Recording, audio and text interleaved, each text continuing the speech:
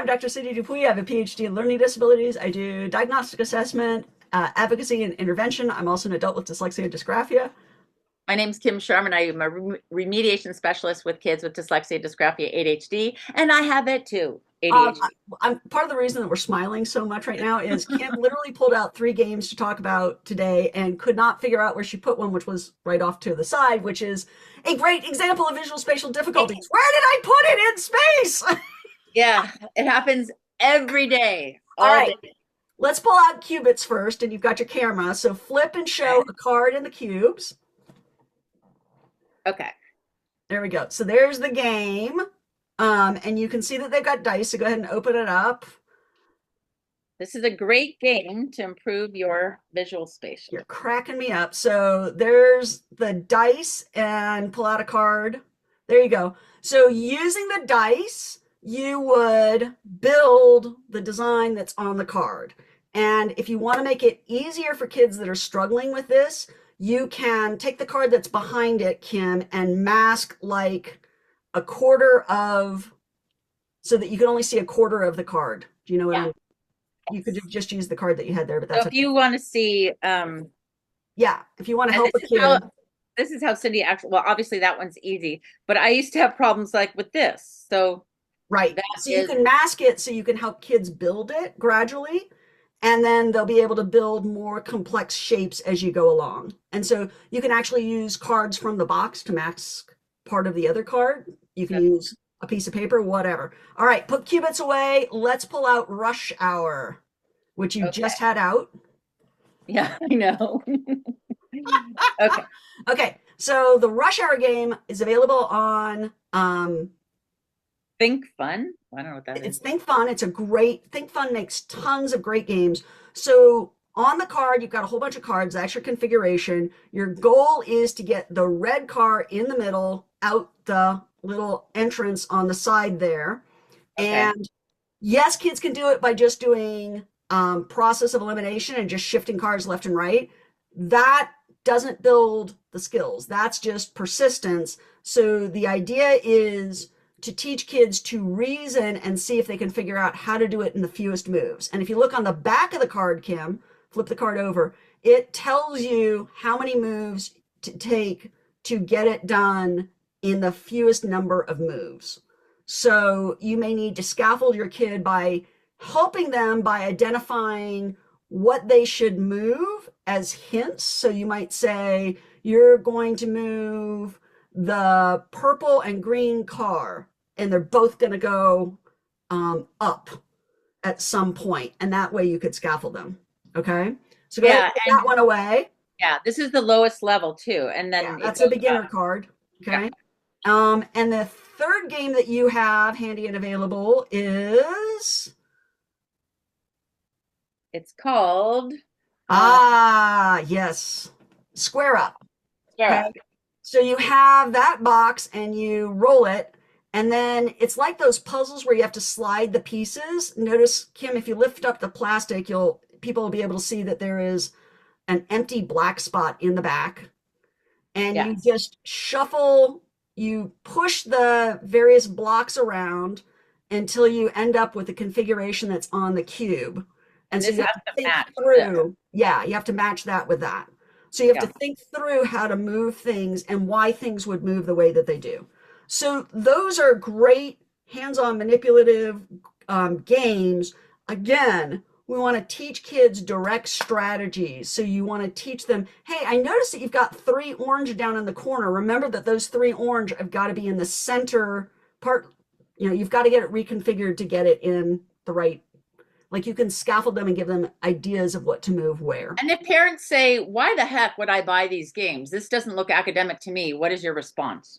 We build skill set by making things fun, and we partition what we're trying to teach them. So if I've got a kid who's working on geometry and who literally can't figure out how to measure an angle, Mhm. having them play games where they can get to success and they can feel good about it builds a skill set without feeling like the academics are telling them that they're stupid.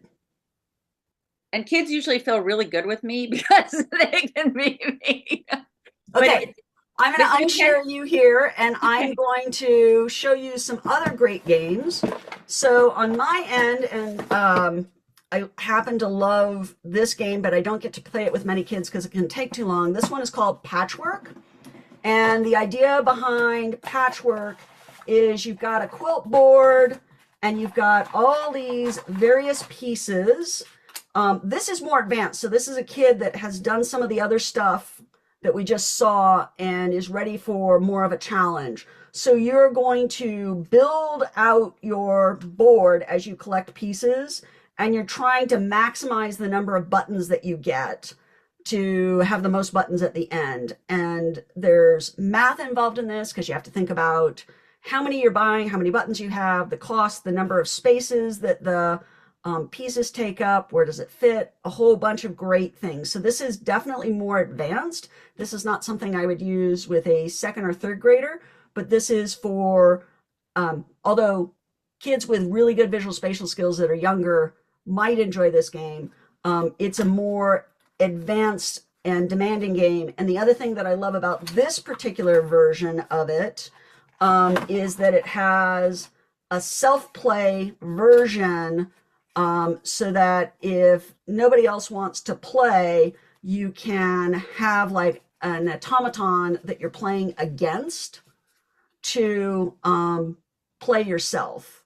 So if you want to play and nobody else is around, or you want your kids to play and you're just not into games, there's a way that they can play that themselves, and there's directions.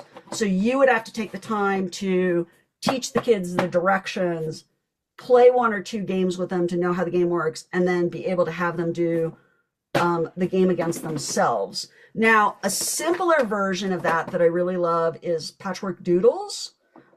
This is a great entry to the more advanced patchwork.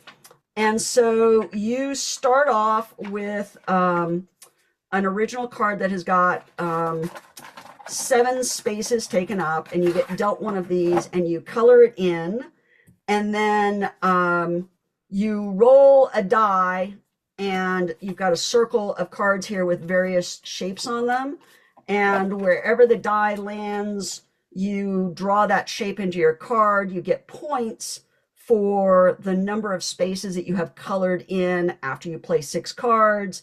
There's some aids down here to help you when something weird is coming up, like you don't have space to fit this in, but you could work with this or this. And it's got really good directions. Fabulous game. Love this. And it's relatively quick. So you can play this in about 10-15 minutes. Here's an example of one that is fully colored in that I did, and scored quite a few points. But great game. If you don't want to go through your entire deck too fast, get dry erase pens, laminate, and off you go to the races. So this one How you do can you know also your play. kid has trouble with this? I mean, if you see it on the IQ test that the visual spatial has Yes. problems. Or you see it with your kid where they can't build Legos, or they have a hard time figuring out how to lay out a poster, or they just struggling in math, those kinds of things. Okay. All right. Then let's talk about King Domino Duel. So King Domino is one of my favorite games. Just Google it. You have tiles that build into a space, and you score points based on the number of crowns that you have. So on King Domino Duel, again, you've got a, a space here, and you've got dice, and you roll the dice, and you're trying to create configurations by drawing things in on the board to ultimately score the maximum number of points by the connected area, all of that kind of stuff. So the number of squares that you get together with the same configuration. So the 2 stripes don't go with the 1 stripe, but you can see where the 2 stripes here are all connected. And so you draw them in and fill it in, and then you score points based on the configuration of it. Wow. Great game. Again, you can laminate it, you can photocopy it, and then there's some aids on the back in terms of if you're having problems with something, there are some ways that you can adjust what you've got going on so that you don't destroy the whole thing. With all of these games, if you have a kid that is struggling, you want to support and encourage them and give them clues and scaffold them. Scaffolding is designed as, Cumulative acquiring of skills in a cumulative manner to not overwhelm. well, You're so supporting them as you're going yeah. along. So the idea is, here's the skill I'm trying to teach the kid. This is where the kid is at. What's the minimum I can give you to make the maximum gain in building this skill? Okay. And so for kids that are really struggling in this, I'm going to do a lot more scaffolding. I'm going to do a lot more help of, let's flip those pieces around a little bit more and let's see what different configurations you could put that in. Let's look at what it looks like. Take the piece off the board, move it around.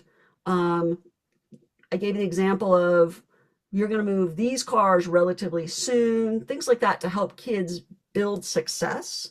And when kids are successful and they think they're good at it, then they feel better about trying it. But games are a really great way of teaching very specific skill sets in a really supportive environment. Kids need a high win ratio, and you've got to help kids get there without being obvious. That's the wink, wink, nod on that, so that they feel good about what they're doing and they can practice it because they're getting wins. They're more willing to practice it. Would you agree with that, Kim? Yes, yes, they love to win. That's for sure. And you have experience where you're not successful and how that demoralizes you, right? Yes, yes, and now I feel good about it because when I don't win, and I always joke about that the student becomes the master because I teach. I can beat them at certain like this game called Six, which also is Uh-huh. another good one. And like I can beat them one or two times, then they And then got they me. get it and then they Yeah. smash you. And then I have them teach me their strategies. And that builds executive functioning skills, which every kid needs no matter what. So great games, great ideas. Let us know if this is super helpful, and we'll do more of this as we go along. Like us if this is helpful. Thanks.